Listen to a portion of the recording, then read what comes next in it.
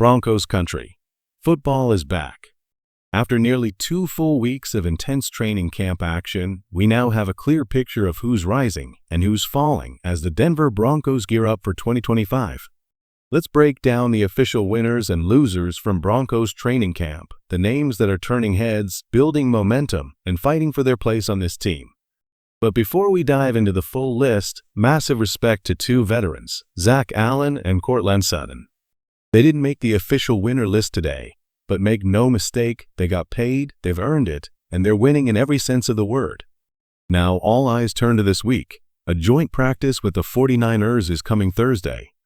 And then it's here, preseason week 1. Broncos versus Niners this Saturday.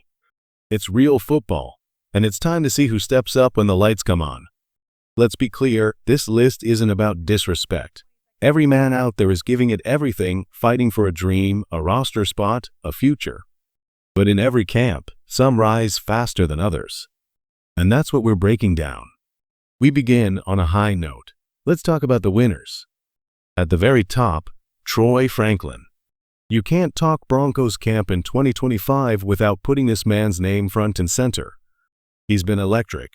Whether it's crisp route running, reliable hands, or just showing up and showing out, Troy Franklin is proving he belongs. It's not just the fans who see it. Reporters are talking. Coaches are impressed. Even Sean Payton himself has been vocal about Franklin's rise. He's not just a rookie trying to make the roster. He's making noise. And it's not just the coaches or reporters noticing Troy Franklin's rise, his teammates are talking. Marvin Mims summed it up perfectly. Troy's grown a lot. It's been really cool to see. He's been tremendous out there.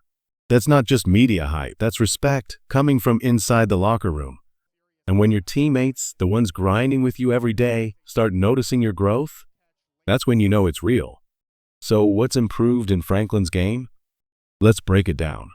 Sharper breaks out of his routes. Cleaner footwork across the full route tree. Better ball tracking. And most importantly, that Oregon-to-Oregon connection with Bo Nix is starting to look like something special. Troy Franklin is no longer just a rookie learning the ropes. He's pushing hard to be a real contributor. Last year's numbers? 263 yards and 2 touchdowns. Expect him to absolutely crush that this season. That stat line will be left in the dust. If he keeps this up, don't be surprised if Franklin climbs his way into that WR2 or WR3 spot by mid-season. Maybe as early as week 4 or week 5. That's how fast things are moving for him right now. Now let's move to our second big training camp winner, Lavell Bailey. Bailey's name may have flown under the radar at first, but with key injuries hitting the linebacker group, especially Drew Sanders, Bailey has stepped into the spotlight. And he hasn't just filled in, he's taken advantage of every snap. The injury report brought some relief this week. Alex Singleton is already back on the field, and Dre Greenlaw and Quantrez Robinson are expected to be just fine. That's big. But in the time those veterans missed, one name stepped into the spotlight and made the most of it. Lavell Bailey. He's proving he belongs in this linebacker room, not just as a fill-in, but as a critical depth piece.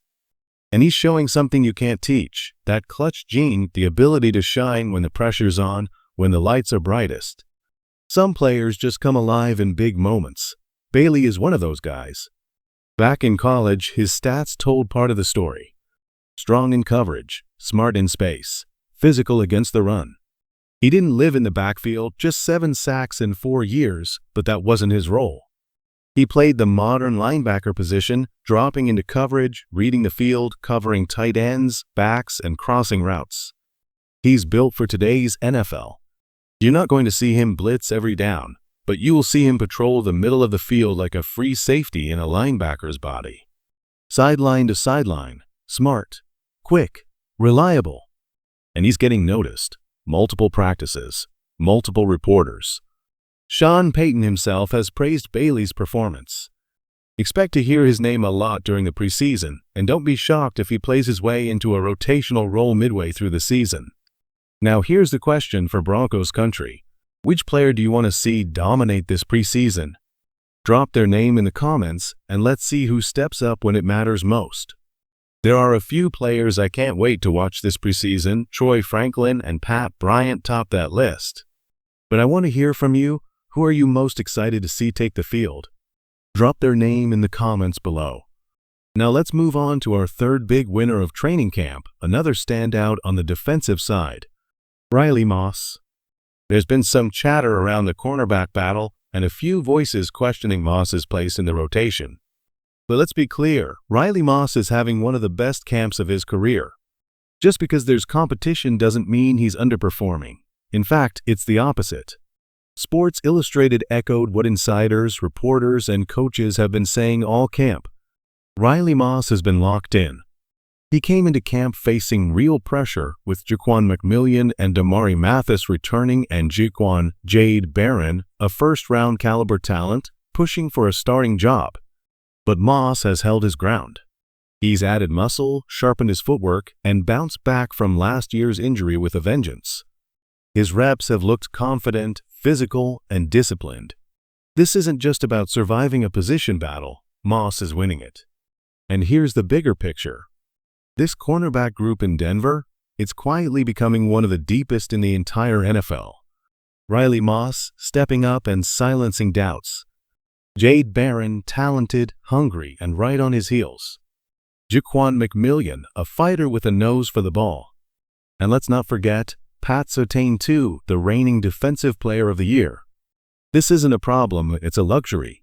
The Broncos have a surplus of talent at cornerback. And that's the kind of problem every team wishes they had. Now here's a question for every NFL fan out there. Would you rather be the Broncos right now or the Dolphins? Because according to some Miami reports, Quinn Ewers has been torching Denver's first-team secondary. And if that's true, it only speaks to how tough the competition has been in this camp and how high the expectations are for this Broncos defense. But from what we've seen, the Broncos cornerbacks are holding their own. Riley Moss is thriving. And the entire secondary looks deep, physical, and prepared. Now let's move to the final winner on our list, and honestly, how could we finish without this one? QB1, Bo Nix. This kid has been outstanding in training camp. Every area of concern from last year, he's attacked it head-on. He's put on muscle. He's cleaned up his mechanics. He's mastering the playbook. His chemistry with teammates has taken a huge step forward. And his communication with Sean Payton, stronger than ever. Bo Nix doesn't just look better physically, he looks sharper mentally. He's approaching this season with the mindset of someone who wants to be great, truly great. Sure, he's had some tough practices, including a couple picks thrown to Pat Surtain too and others. But here's the difference. The mistakes aren't shaking him. He resets, he bounces back, he delivers. Just days after those interceptions, Nix came right back and lit it up, hitting Troy Franklin, Devon Veal, and Trent Sherfield for chunk plays all over the field. That's growth. That's mental toughness. That's exactly what you want in your franchise quarterback. And don't forget, Bo is practicing every day against what many believe is the best defense in the NFL. Iron sharpens iron. So when Week 1 rolls around and Denver faces a solid but beatable Tennessee Titans defense, Bo Nix will be battle-tested and ready. This is his team. This is his time. And Broncos country should be fired up to see where QB1 takes us next.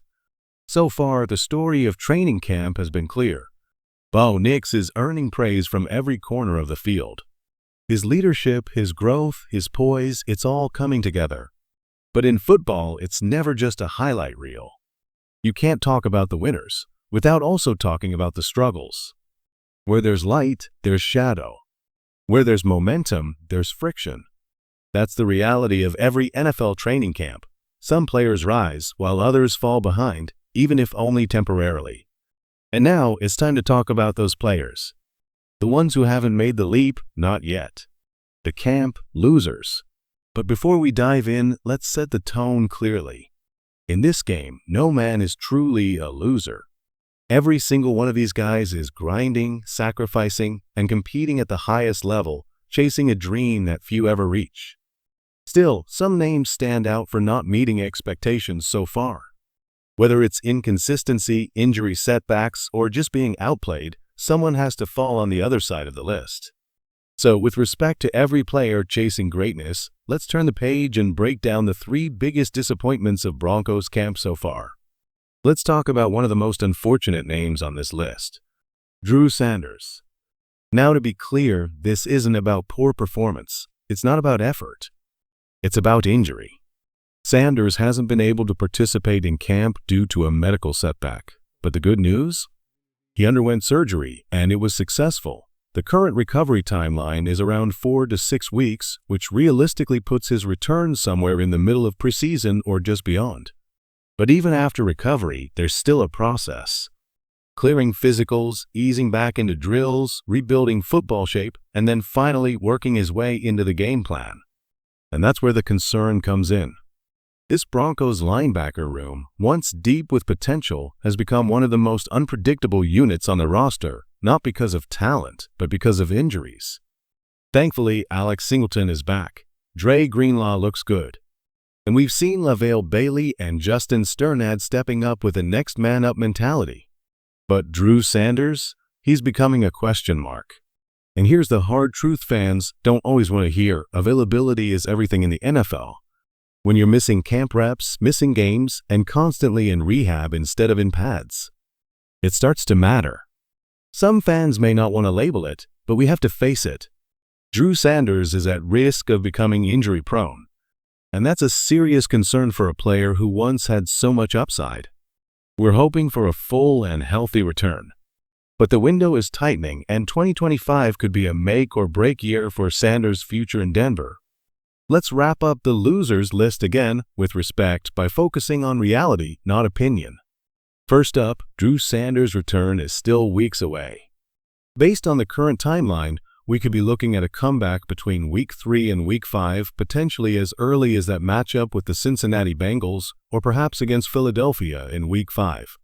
Until then, his absence keeps him firmly in this category. He simply hasn't been available long enough to make an impact. Now to the second name on the list, Mario Goodrich. Goodrich was a recent addition to the roster, a former UFFL standout signed in June. With the success of players like Darius Dar Tillman, who also came from the UFFL pipeline, there was genuine hope that Goodrich could follow a similar path. But it didn't pan out. Goodrich struggled in camp, and with injuries mounting at linebacker, the team needed to make space. Unfortunately, that led to his release. He became an early camp casualty, not necessarily because he lacked potential, but because roster math and positional needs took priority. That's the brutal truth of the NFL. Sometimes it's not about effort, it's about timing and opportunity. And sometimes it just doesn't fall your way. The good news? Goodrich may already be getting a second shot. Reports say he was picked up by the New York Jets. Whether he sticks or becomes a practice squad journeyman, one thing is clear: he didn't make the cut in Denver.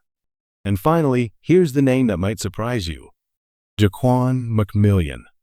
He was a breakout name for the Broncos last season, but through much of this camp, there's been silence. Very little buzz.